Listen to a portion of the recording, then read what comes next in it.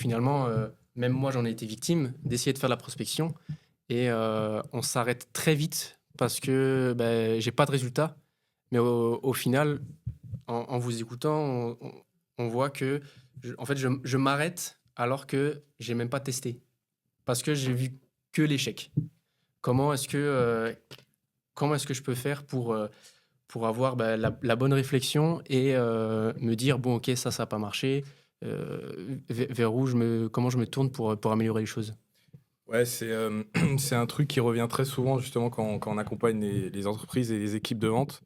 En fait, on confond, si tu veux, la destination et le voyage, tu vois? C'est-à-dire on veut atteindre: «Oui, je suis prêt à vous écouter, je prends rendez-vous». On confond ça avec, je dois aller démarcher ces gens et savoir ce qui va les stimuler, en fait.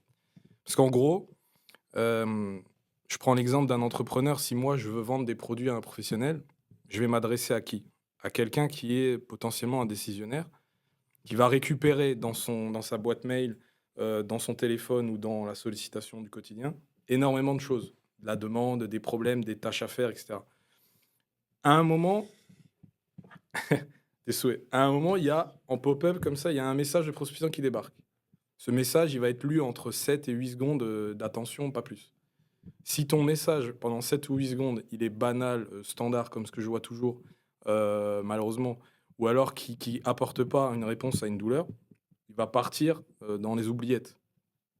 Du coup, le commercial, il se dit quoi? Ou l'entrepreneur, il se dit quoi? «Ah, moi ça marche pas. Moi en fait, mes produits, j'arrive pas à les vendre». Alors qu'au contraire, ce qu'il faut analyser, c'est: «OK, j'ai testé une variation numéro un de mon pitch, je vais en tester une deuxième, mais le test de la deuxième variation, elle doit pas être juste, un changement de phrase. Il faut peut-être trouver une autre, manière de présenter son offre ou un autre, une autre problématique qu'on va résoudre. Pour les réseaux sociaux, on va peut-être tester un message sur, vous faire gagner de la visibilité sur une audience, disons, les restaurateurs, et après on va faire une variation, vous faire gagner du temps parce qu'on sait que mettre des posts sur LinkedIn, faire des photos, publier, ça prend du temps. Nous, on peut vous économiser 10 heures par semaine, tout en vous mettant en avant votre établissement. Et un troisième message, qui va plutôt être, aujourd'hui 90 des gens font une visite ou regardent la page Instagram d'un restaurant avant d'y rentrer. Est-ce que vous êtes aujourd'hui, bien, équipé sur la partie, com? Là, tu as 3 messages qui répondent à 3 potentiels problèmes, et la prospection, c'est de la science, limite, hein. C'est OK, lequel des 3 a le mieux marché? Mais si tu te dis: «Celui-là, il a pas marché, j'arrête», tu te coupes en fait, la suite de ton process de vente qui est de: «OK, c'est celui-là, c'est ce message qui a le plus d'impact.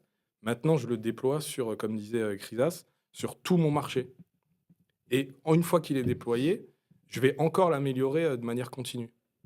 Et c'est pour ça, il faut jamais abandonner parce que, déjà pour avoir un rendez-vous, il faut entre 8 et 10 fois, faut parler entre 8 et 10 fois à quelqu'un.